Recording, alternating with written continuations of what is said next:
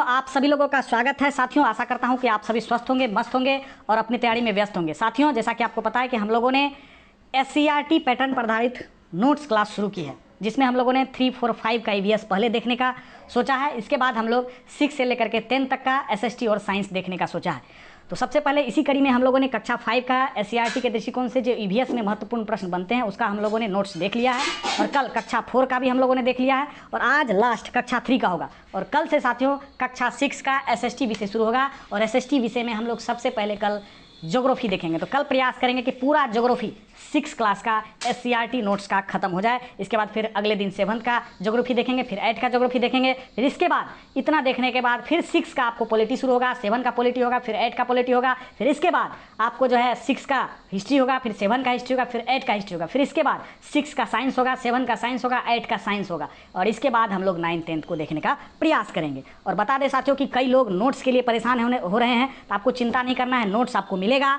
2-3 दिन की बात है, थोड़ा टेक्निकल समस्या है, उसको कंप्लीट हम लोग कर लेते हैं तो फिर नोट्स आपको उपलब्ध कराया जाएगा नॉमिनल कॉस्ट में, बहुत ही कम पैसे में। इसके बाद एक और जानकारी आपको बता दें साथियों कि कक्षा 3 से लेकर के 5 तक का जो EVS हम लोग किए हैं, अगर वो नोट्स कल दिन तो आपको उपलब्ध हो ही जाएगा 2-3 दिन में, तो सारा नोट्स में करीब 150 से 200 सवाल बने हैं साथियों। तो कम से कम आप 150 से 200 सवाल आप कंप्लीट कर लेते हैं तो कम से कम 3 से 4 नंबर का क्वेश्चन आपको एग्जाम में देखने के लिए मिल सकता है। इसके बाद बता दें साथियों EVS विषय है, इसमें कुल 10 पेज का नोट्स बना है साथियों, तो बहुत ज़्यादा इसमें पॉइंट नहीं बने हैं। हालांकि मैंने आपको कल ही कहा था कि कक्षा 5 में सबसे ज़्यादा एग्जाम के दृष्टिकोण से पॉइंट दिए हुए हैं EVS में, फिर कक्षा 4 में कुछ दिए हुए हैं, और कक्षा 3 में सबसे कम है। लेकिन जो भी दिया हुआ है हमने लिया है, और कुछ जो नहीं दिया हुआ था हमने NCERT को भी उसमें समाहित करने का प्रयास किया। आइए साथियों हम लोग शुरू करते हैं पहला चैप्टर से। तो साथियों लेकिन पहला चैप्टर को डिस्कस करने से पहले आपको बता दें कि इनमें कुल 20 चैप्टर है साथियों, तो एक एक चैप्टर को हम लोग देखेंगे। इसी कड़ी में पहला चैप्टर है साथियों चाचा की शादी। देखिए इसमें कुछ भी पॉइंट स्मरणीय नहीं है, सिर्फ इसमें रिलेशन के दृष्टिकोण से बताया गया है कि नाना कौन होता है, माँ के पिता होते हैं। एक बच्चे के लिए सिखाया कैसे जाता है कि मामा कौन होता है, मामा का भाई होता है, चाचा कौन होता है तो चाचा की पत्नी होती है। तो देखिए इससे मैंने एक ही निष्कर्ष निकाला कि ब्लड रिलेशन जो प्रत्येक बार, हालांकि जब भी प्रेस कॉन्फ्रेंस किए हैं अतुल प्रसाद, तो रीजनिंग पर उन्होंने ज़्यादा फोकस किया है, तो रीजनिंग का बहुत अच्छा आपका होना चाहिए। तो ये देखिए ब्लड रिलेशन का लगभग इसमें बहुत सारा पॉइंट इसमें दिया हुआ है, तो ब्लड रिलेशन रीजनिंग का अच्छा कर लीजिएगा। इसके बाद आगे है दूसरा है साथियों हमारा परिवार। देखिए इसमें भी कुछ एग्जाम के दृष्टिकोण से महत्वपूर्ण नहीं है, सिर्फ एकल परिवार के बारे में जानना है आपको। संयुक्त परिवार, एकल परिवार कौन होता है, माता पिता बच्चा, जिसमें 1, 2, 3 बच्चे होते हैं तो वो एकल परिवार होता है। या संयुक्त परिवार जिसमें दादा दादी, माता पिता, चाचा चाची, चचेरा भवन, भाई सब मिल के रहता है तो वो संयुक्त परिवार होता है। एक नोट में साथियों दिया हुआ था तो मैंने उतार लिया, देख सकते हैं सिगरेट में 4000 रासायनिक तत्व होते हैं, 200 ज्ञात विष होता है, और 60 कैंसर पैदा करने वाले एजेंट होते हैं। तो एक नोट में दिया हुआ था तो मैंने लिख लिया कि सिगरेट में 4000 रासायनिक तत्व होते हैं, 200 ज्ञात विष होता है, 60 कैंसर पैदा करने वाले एजेंट होते हैं। इसके बाद तीसरा पार्ट में साथियों जीव जंतुओं की दुनिया। देखिए इसमें पहेली दिया हुआ है, देखिए कहा है कि काली काली मैं मतवाली करती रहती हूँ जुगाली, तो कौन होगा, भैंस होगा। हरे हरे हैं मेरे पंख, लाल मेरी चोच के रंग, तोता होगा साथियों। इसके बाद टेढ़ा मेढ़ा चलता हूँ, झाड़ बिल में रहता हूँ, क्या होगा, सांप होगा। इसके बाद है गोल गोल में जाल बनाती, छोटे जीव को उलझाती है, क्या होगा, मकड़ी होगा। इसके बाद आगे है साथियों मांसाहारी। पता है आपको किसको कहते हैं, जो मांस खाते हैं। शाकाहारी किसको कहते हैं, जो क्या कहते हैं, जीव मांस नहीं खाते हैं। और शाकाहारी जीव पेड़ पौधे से अपना भोजन प्राप्त करते हैं। और सर्वाहारी क्या करते हैं, जो जीव पेड़ पौधे और मांस दोनों खाते हैं, तो वे क्या होते हैं, सर्वाहारी होते हैं। हालांकि देखिए साथी ये तो बच्चा वाला किताब है, तो इसमें क्या पॉइंट में निकालूं, तो ये सब पॉइंट निकल रहा था तो मैंने सोचा लिख लेता हूँ, तो बहुत ज़्यादा तो इम्पोर्टेंट है नहीं। हाँ, लेकिन जो कल का से क्लास शुरू है साथियों वो सारा इंपॉर्टेंट है आपके लिए। 3, 4, 5 में मुश्किल से 150 से 200 क्वेश्चन निकलेंगे, तो नोट्स आपको मिलेगा तो सारा आप रट जाइएगा। अब 6 से लेकर के 10 तक में SST साइंस का एक भी पॉइंट आपको नहीं छोड़ना है, सारा पॉइंट महत्वपूर्ण है। कुछ जगह वहाँ हल्के भी सवाल लिए गए हैं, लेकिन जो भी सवाल लिए गए हैं बहुत अच्छे सवाल लिए गए हैं। नोट्स लगभग क्लियर है साथियों। आप देख सकते हैं चौथा में है रंग बिरंगे पंख। गोरैया, गोरैया क्या खाता है, चावल गेहूँ खीरा खाता है, पेड़ पर रहता है। बाज क्या खाता है, सांप छिपकली चूहा खरगोश गिलहरी अन्य तरह के जीव खाता है। इसके बाद है कौवा क्या खाता है, मांस कीड़ा मकोड़ा रोटी आदि खाता है। और मतलब और कुछ जीव जंतु का नाम दिया हुआ था, तो कहा था क्या कौन खाता है, तो बच्चों को आप शिक्षक हैं तो बच्चों को बताने के लिए आपके पास नॉलेज होना चाहिए। चलिए इसीलिए मैंने इसको ले लिया। इसके बाद देखिए पक्षियों की चोंच, हालांकि इसमें कुछ दिया नहीं है SCRT में, पक्षियों की चोंच के संदर्भ में सिर्फ चोंच दर्शा दिया गया, फोटो ये किसका चोंच है पूछा गया, तो मैंने इसमें एनसीईआरटी का मदद लिया है। बाज, चील और गिद्ध जैसे मांसाहारी पक्षियों के चोंच छोटी और हुक की तरह मुड़ी होती है। आपको याद रखना है किसका चोंच हुक की तरह मुड़ी होती है, तो बाज, चील, गिद्ध जैसे मांसाहारी पक्षी का जीव मुड़ा होता है। इसके बाद तोता का जो चोंच होता है वह घुमावदार होता है, जो फल कुतरने में मददगार होता है। इसके बाद कबूतर, गौरैया आदि की चोंच छोटी और मजबूत होती है, जो अनाज के दानों को तोड़ने में सक्षम होती है। इसके बाद मिट्टी कीचड़ से कीड़े या अन्य छोटे छोटे जीवों को पकड़ने वाले पक्षियों की चोंच लंबी, पतली, नुकीली और मुड़ी होती है।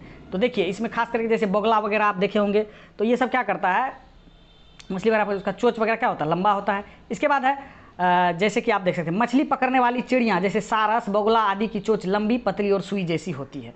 तो ये आप समझ सकते हैं। इसके बाद एक और है आगे कि कुछ पक्षियों की चोंच में निस्पंदन प्रणाली, पूछ सकता है कि निस्पंदन प्रणाली क्या होता है। देखिए निस्पंदन प्रणाली क्या होता है, यानी छानने की प्रणाली। जैसे बत्तख होता है, फ्लेमिंगो होता है, ऐसे पक्षी जो पानी के आसपास रहते हैं तथा अपना भोजन चोंच में लेने के बाद अन्य पदार्थ जैसे कीचड़ आदि को अलग कर लेते हैं। देखिए जैसे क्या होता है कि जैसे बत्तख वगैरह या फ्लेमिंग वगैरह जब तालाब वगैरह में रहता है, तैरता है, तो अपना चारा पाने के लिए क्या करता है, वो सीधे मारता है, तो चारा के साथ साथ उसके क्या आता है, कीचड़ भी मुंह में आ जाता है। तो लेकिन क्या करता है, चारा अंदर कर लेता है और कीचड़ बाहर कर लेता है। वो कौन से, निस्पंदन प्रणाली। तो आपको याद रखना है निस्पंदन प्रणाली वाली चोंच किसके पास होती है, बत्तख के पास होती है, फ्लेमिंगो के पास होती है। आगे है साथियों पाठ 5, जैसे उसमें कुछ नहीं था, पेड़ पौधे से दोस्ती। बच्चे सब होते हैं जो पेड़ को कैसे सही करके रखना चाहिए, कैसे उसका संरक्षण करना चाहिए, ये सब इसमें कहा गया है।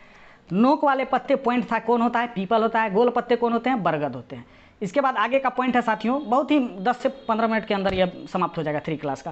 देखिए बरगद मजबूत मोटा तना होता है इसका, शाखाओं से जड़ें लटकती है जो जमीन तक चली जाती है, जो पेड़ों को सहारा देने का काम करती है। ये सीटेट में आप लोग काफ़ी पढ़े होंगे। देखिए अब ये इंपॉर्टेंट है। पाठ 7 तरह तरह के भोजन। देखिए कुछ क्षेत्रीय जगह के नाम थे, इसमें भोजन के बारे में दिया गया था कि कौन सा भोजन किस क्षेत्र का है। तो सबसे पहले ये तो याद रखना है, पॉइंट था कि सत्तू किस दिन खाया जाता है, तो मकर संक्रांति। हमने कल भी 4 क्लास में भी इसको जो है नोट्स में दिया था आपको। भोजपुर का जो है लिट्टी चोखा फेमस है, मिथिला का दही चूड़ा फेमस है, तमिलनाडु, आंध्र प्रदेश, केरल का इडली डोसा फेमस है। केरल में क्या किया जाता है, नारियल तेल का प्रयोग किया जाता है। इसके बाद एक छोटी सी बात थी साथियों, शाहजहां और औरंगजेब की कहानी उसमें दी गई है कि जिसमें औरंगजेब जो है शाहजहां का पुत्र होता है। शाहजहां को औरंगजेब कैद करके डाल देता है, तो और कहता है कि एक ही अनाज का आपको भोजन मिलेगा। तो उसमें कहा जाता है कि कौन सा ऐसा अनाज है जिससे रोटी भी बन सकता है, मिठाई बन सकता है और भी तरह तरह का चीज़ बन सकता है। तो उसका आंसर क्या होगा, चना। चना से बहुत चीज़ बन सकता है। आगे है साथियों त्यौहार। हालांकि ये दिया हुआ नहीं था, बच्चों को आपको बताना है कि इस सब त्यौहार में क्या क्या खाया जाता है। तो देखिए होली में क्या खाया जाता है, गुजिया, पकौड़ा, कचौड़ी। ईद में सेवई खीर खाया जाता है। क्रिसमस में भारत के लोग बिरयानी, चावल, चिकन मसाला आदि खाते हैं। दीपावली में मिठाई खाई जाती है। आपको ये जो कमेंट करना है, पूस में क्या खाया जाता है, आंध्रा नक्षत्र में क्या खाया जाता है। इसके बाद शनिवार को खिचड़ी खाया जाता है। पाठ 8 में देखते हैं साथियों, कुछ कच्चा कुछ पका हुआ भोजन बच्चों के लिए। तो याद रखना है बच्चों को, जैसे आप शिक्षक रहिएगा तो बच्चों को बताना है कच्ची खाने वाली चीज़ें क्या होती है। खीरा, चुकंदर, सेब, अंगूर को हम कच्चा ही खाते हैं। पका कर खाने वाली चीज़ें कौन होती है, चावल, मांस, रोटी आदि को हम लोग पका कर खाते हैं। कच्ची और पका, या तो कच्ची भी खा सकते हैं या तो पका कर भी खा सकते हैं। तो गाजर और पत्ता गोभी को हम लोग पका के भी खा सकते हैं। जैसे गाजर का हलवा बनता है ना, पत्ता गोभी का सब्जी बनता है, पत्ता गोभी का सलाद खाते हैं ना हम लोग। इसके बाद है पकाएंगे और खाएंगे। पाठ 9 में पकाने का तरीका, खाने का सामान। देखिए भून कर क्या खाया जाता है, आलू को भून कर खाया जाता है। तल कर क्या खाया जाता है, पराठा तल कर खाया जाता है। उबाल कर क्या खाया जाता है, अंडा खाया जाता है। सेक कर क्या खाया जाता है, मक्का यानी भुट्टा आप कह सकते हैं। रोटी को भी सेक कर खाया जाता है।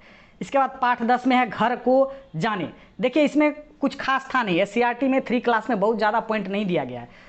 देखिए इसमें घर बनाने पर आमतौर पर लकड़ी, भूसा, घास, मिट्टी, ईंट और सीमेंट, लोहा आदि चीज़ों की आवश्यकता होती है।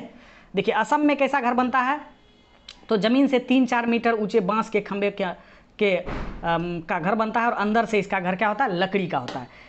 3-4 मीटर ऊंचे बांस के खंभे पर घर बनता है और अंदर से घर किसका होता है, लकड़ी का होता है। इसके बाद मनाली में किस चीज़ का घर बनता है, पत्थर एवं लकड़ी का बनता है। लेह लद्दाख में लकड़ी के 2 मंजिल का घर बनता है। निचली मंजिल पर खिड़की नहीं होता है तथा निचली मंजिल पर जो क्या रखा जाता है, जानवरों को रखा जाता है। इसके बाद राजस्थान में क्या होता है, मिट्टी के घर, छतें, कटीली झाड़ियाँ से बनी होती है राजस्थान में घर। तो ये सब पॉइंट हालांकि सीटेट में आपने काफ़ी देखा होगा। कश्मीर में हाउस बोट और डोंगा बोट पाया जाता है, यानी कि बोट टाइप का ही हाउस होता है। आपने सीटेट में काफ़ी इसको देखा होगा। इसके बाद पाठ 11 में है दीपावली की तैयारी, यानी कि दीपावली के तैयारी के दिन बच्चे लोग क्या करते हैं या घर के आदमी क्या करते हैं, घरों की सफाई करते हैं। तो इसमें बस यही है कि माँ ने सुखदा को कहा कि डिब्बे में से खोल कर धूप लगाओ, क्योंकि धूप नहीं लगेगा तो उसमें रखा हुआ चीज़ अचार वगैरह खराब हो जाएगा, तो सीलन पड़ जाएगा। खास करके ये सब ध्यान में रखना है कि धूप से क्या होता है, सीलन भागता है। जैसे अचार वगैरह धूप में नहीं दीजिएगा तो वो खराब हो जाएगा। जैसे रजाई कम्बल को भी धूप में निकाल करके मतलब क्या करते हैं, सुखाते हैं, तब उसमें सीलन वगैरह नहीं पड़ता है। तो ये सब ध्यान में रखना है, बस कुछ खास नहीं। इसका पाठ 12 में है किस और क्या। देखिए ये डायरेक्शन संबंधी दायां बायां ऊपर नीचे करके इसमें कई सारा प्रश्न दिया गया था। तो इसमें याद रखना है कि ऊपर नॉर्थ होता है, नीचे साउथ होता है, ईस्ट वेस्ट होता है, और इधर नॉर्थ ईस्ट, इधर नॉर्थ वेस्ट, इधर साउथ वेस्ट, इधर साउथ ईस्ट। ये तो मैंने पहले भी आपको बताया हुआ है और आपने रीजनिंग में बनाया भी होगा। तो रीजनिंग, ब्लड रिलेशन, डायरेक्शन, ये सबको अच्छे से बनाना है साथियों, इससे प्रश्न रहेगा। इसके बाद है स्कूल के आसपास। इसमें भी डायरेक्शन से ही संबंधित कुछ प्रश्न दिए गए थे, तो हमने पॉइंट ले लिया है। सूरज पूर्व दिशा में उगता है और पश्चिम दिशा में डूबता है, आपको पता होगा। सूर्य की, अब देखिए इसमें क्या दिया था क्वेश्चन सब कि सूर्य की तरफ मुँह करते हैं तो हमारा परछाई किधर बनेगा, दायां बनेगा बायां बनेगा। तो ये सब सारा है, तो ये रीजनिंग में सारा चीज़ दिया है, तो इसको देख लीजिएगा आप सभी, रीजनिंग को अच्छे से बनाइएगा। इसके बाद है पानी।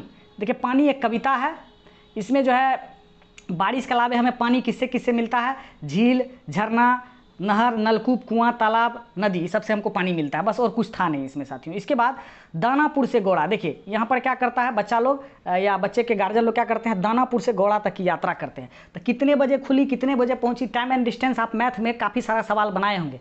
तो ये रीजनिंग और मैथ से रिलेटेड है। तो रीजनिंग मैथ में जो टाइम एंड डिस्टेंस चैप्टर है उसको देखिएगा, कितने बजे खुली, कितने बजे पहुँची, ये सब आपका क्लियर होना चाहिए। इसके बाद पार्ट 16 है चिट्ठी का सफर। इसमें भी एग्जाम के दृष्टिकोण से कोई भी पॉइंट महत्वपूर्ण नहीं है। डाकिया चिट्ठी लाता है, आपको पता है डाकिया का पहनावा क्या होता है, टोपी, खाकी वर्दी, चिट्ठी से भरा हुआ थैला उसके पास रहता है। और आजकल हम लोग व्हाट्सएप मैसेज से ही जल्दी फॉरवर्ड हम लोग मैसेज कर देते हैं। इसके बाद है तरह तरह के कपड़े, पार्ट 17 में। देखिए सूती कपड़े हवादार होते हैं जिससे हमारा शरीर ठंडा रहता है, आप सभी को पता है। सर्दी में ऊनी कपड़े हमारे शरीर को गर्मी बाहर नहीं निकल दे देते हैं, इससे हमें क्या होता है, गर्मी का अनुभव होता है। पाठ 18 में देखिए बहुत इंपॉर्टेंट है इसमें कि तेरी मेरी उछल कूद, खेल का नाम और खिलाड़ी की संख्या। देखिए क्रिकेट में 11 खिलाड़ी होता है, हॉकी में 11, फुटबॉल में 11, बास्केटबॉल में 5, कबड्डी में 12 होता है, जिसमें 7 कोर्ट में होता है, 5 रिजर्व में होता है। तो याद रखना, 7 ही मुख्य रूप से होता है, 5 रिजर्व में होता है। पार्ट 19 जो है आपको एग्जाम के दृष्टिकोण से थोड़ा बहुत महत्वपूर्ण पॉइंट है, आप देख सकते हैं, कोशिश करके देखिए। इसमें लुई ब्रेल के विषय में कुछ कुछ दिया हुआ है। तो जो लोग देख नहीं सकते वे छूकर महसूस करते तथा सुनकर दूसरों की बातों को समझते हैं। जैसे कि लुई ब्रेल होता है, बचपन में ही जो है, लुई ब्रेल फ्रांस का निवासी है, आपको पता है। लुई ब्रेल बचपन में ही क्या होता है कि उसके पिताजी कारपेंटर वगैरह रहते हैं, कोई चीज़ से बच्चे को चोट लग जाता है जिससे आँख उसकी खराब हो जाती है। खराब हो जाने के बाद वो प्रयास करता है कि मैं कैसे पढ़ूँ लिखूँ, तो उसने लुई ब्रेल का लिपि का आविष्कार किया, लुईस ब्रेल ने। तो ऐसे लुई ब्रेल दिवस कब मनाया जाता है, 4 जनवरी। ये पूछे जाने की संभावना है कि लुई ब्रेल दिवस कब मनाया जाता है, तो 4 जनवरी। दृष्टिबाधित लोग किस चीज़ का प्रयोग करते हैं, तो ब्रेल लिपि से पढ़ते लिखते हैं। ब्रेल लिपि में कितना बिंदु होता है, तो 6 बिंदु होता है। आविष्कारक कौन है, लुईस ब्रेल है। लुईस ब्रेल कहाँ के निवासी थे, तो फ्रांस के निवासी थे। जो बोल नहीं सकते वह किस भाषा का प्रयोग करते हैं, तो संकेत भाषा का प्रयोग करते हैं। देखिए अध्याय 20, ये लास्ट है। देखिए आओ खेले मिट्टी में, कुम्हार द्वारा मिट्टी की चीज़ें बनाने का सही क्रम क्या है। तो एग्जाम में दे सकता है, बीपीएससी है, कि कुम्हार जो मिट्टी बनाता है उसका सही क्रम क्या होता है। हालांकि जो सही क्रम है मैंने उसी को लिख दिया है, आप देख सकते हैं। पहले वह मिट्टी को खोद कर लाता है, फिर मिट्टी को तैयार करता है, फिर चाक पर बर्तन बनाता है, बने बर्तन को फिर सुखाता है, सूखे बर्तन को आग में पकाता है, फिर पके बर्तन में रंग लगाकर फिर क्या करता है, वह बाजार ले जाता है। इसके बाद कुछ 2 महत्वपूर्ण पॉइंट है साथियों की, हालांकि लास्ट में ही दिया हुआ था तो मैंने उतार लिया, कि हमारा संविधान में मौलिक कर्तव्य किस अनुच्छेद में है, तो 51 के क में है, जिसकी संख्या क्या है, 11 है। और बिहार पृथ्वी दिवस, याद रखना है, पृथ्वी दिवस 22 अप्रैल को मनाया जाता है, लेकिन बिहार पृथ्वी दिवस 9 अगस्त को मनाया जाता है। ये इंपॉर्टेंट है, ये एग्जाम में आपसे पूछे जाने की